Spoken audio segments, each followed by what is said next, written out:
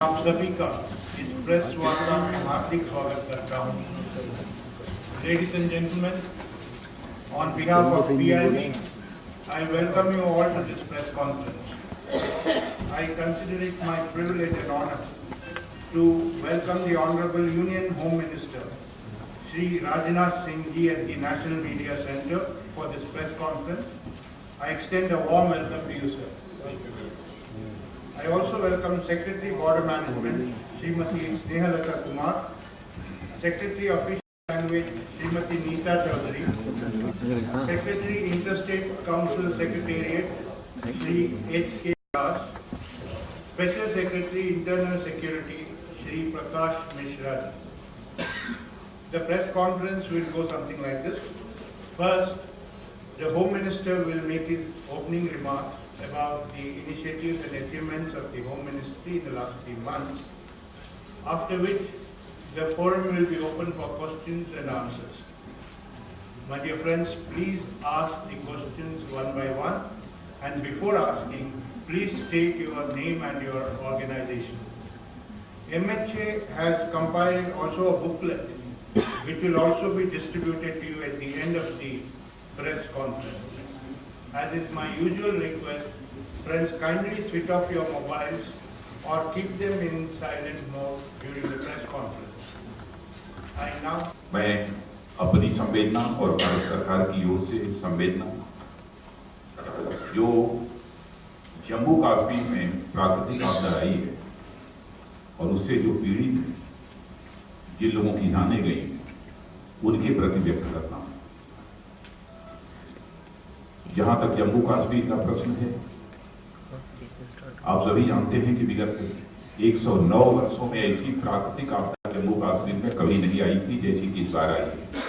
उसके बारे में विस्तृत जानकारी आपको मैं बाद में दूंगा। लेकिन हमारी सरकार के आने के बाद 100 दिनों के अंदर हमारे गृह मंत्रालय ने क्या क्या उपलब्धियां हासिल की हैं उसकी जानकारी आपको देना चाहूंगा। भारत सरकार के सभी मंत्रालयों के मंत्रीगण ने अपनी प्रेस वार्ता की है, आपको जानकारी दी है, और आज के दिन मैं अपने गृह मंत्रालय की उपलब्धियों की जानकारी आपको दूंगा। विगत 100 दिनों के अंदर जो कुछ भी हम लोगों ने किया है उसका आधार हमने बनाया है कि इलेक्शन मैनिफेस्टो में जो भी हमने प्रमुख घोषणाएं की थी उन घोषणाओं की को पूरा करने की दृष्टि से हमने कुछ प्रमुख पहल, क्योंकि हमारी ये दृढ़ मान्यता है कि चाहे राजनीतिक क्षेत्र हो, सामाजिक क्षेत्र हो अथवा कोई भी क्षेत्र हो, उसमें क्राइसिस ऑफ क्रेडिबिलिटी, विश्वास का संकट नहीं पैदा होना चाहिए। वर्ड्स और डीड्स, इनमें अंतर नहीं होना चाहिए। और भारत की राजनीति का सबसे बड़ा चैलेंज मैं यही मानता हूं कि वर्ड्स और डीड्स में अंतर होने, उसी के परिणाम स्वरूप यह क्राइसिस ऑफ क्रेडिबिलिटी पैदा हुई है। और हमारी सरकार ने भारत की राजनीति में पैदा हुई इस क्राइसिस ऑफ क्रेडिबिलिटी को चैलेंज के रूप में स्वीकार किया है। हमने जो कहा है वही हमने करने की कोशिश की है। जहां तक होम मिनिस्ट्री का प्रश्न है, होम मिनिस्ट्री के मैंडेट के बारे में आप सबको जानकारी है, लेकिन विशेष रूप से internal security, border security, inter state relations और यूनियन टेरिटरीज का administration, disaster management, human rights और वीजा रिलेटेड इश्यूज, और साथ ही साथ संसद रिलेटेड इश्यूज, और इसके अतिरिक्त पैरामिलिट्री फोर्सेस का मैनेजमेंट, यह सब सारे मैंडेट हमारे होम मिनिस्ट्री की है, जिसकी जानकारी मैंने आपको दी है।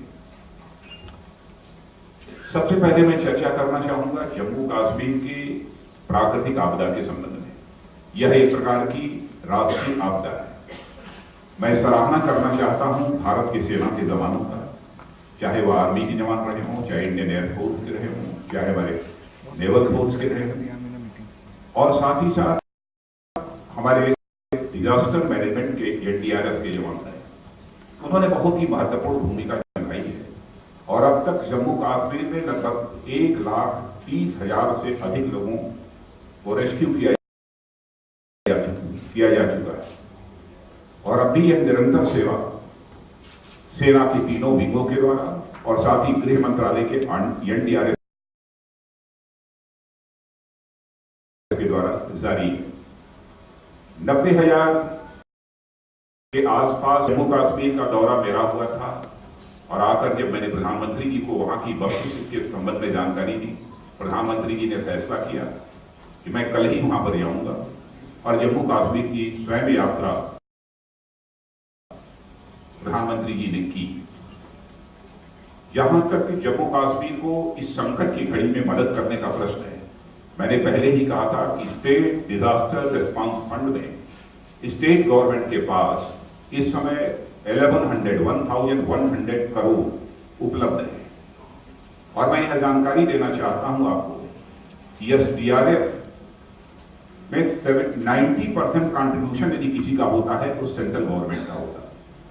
मैंने वहां के मुख्यमंत्री जी को कहा था कि इसका मैक्सिमम यूटिलाइजेशन जितना कर सकते हैं लोगों को रेस्क्यू करने में, लोगों को रिलीफ पहुंचाने में, उसका यूटिलाइजेशन स्टेट गवर्नमेंट की तरफ से होना चाहिए। लेकिन इस अमाउंट के होते हुए भी प्रधानमंत्री जी ने दूसरे दिन जम्मू कश्मीर में जाकर 1,000 करोड़ रुपए की स्पेशल पैकेज की भी घोषणा की और साथ ही साथ आश्वस्त किया वहां की राज्य सरकार को कि रेस्क्यू और रिलीफ के लिए हम किसी भी सूरत में धन की कमी नहीं आने देंगे। यह निरंतर सिलसिला जारी है और हमारे होम मिनिस्ट्री ने बहुत ही इस दृष्टि से प्रोएक्टिव और रेस्पॉन्सिव पॉलिसी अपनाई है और जितना इमीडिएट एक्शन हो सकता था होम मिनिस्ट्री के द्वारा और भारत सरकार के द्वारा हम लोगों ने वह एक्शन किया है। और डिजास्टर मैनेजमेंट को लेकर भी हमारी सरकार बहुत गंभीर है। मैं बहुत यदि आप चाहेंगे तो डिटेल में भी जानकारी दूंगा आपको कि अब तक जम्मू कश्मीर में डिजास्टर के चैलेंज को मीट आउट करने के लिए हम लोग ने क्या क्या किया है और आगे क्या क्या हम कर रहे हैं, इसकी डिटेल जानकारी थी। मैंने भी गृह मंत्रालय की तरफ से भी बराबर समीक्षा की थी प्रतिदिन और उसके बाद परसों हमारे प्रधानमंत्री श्री नरेंद्र मोदी जी ने भी गृह मंत्रालय के अधिकारियों को बुलाकर भी उन्होंने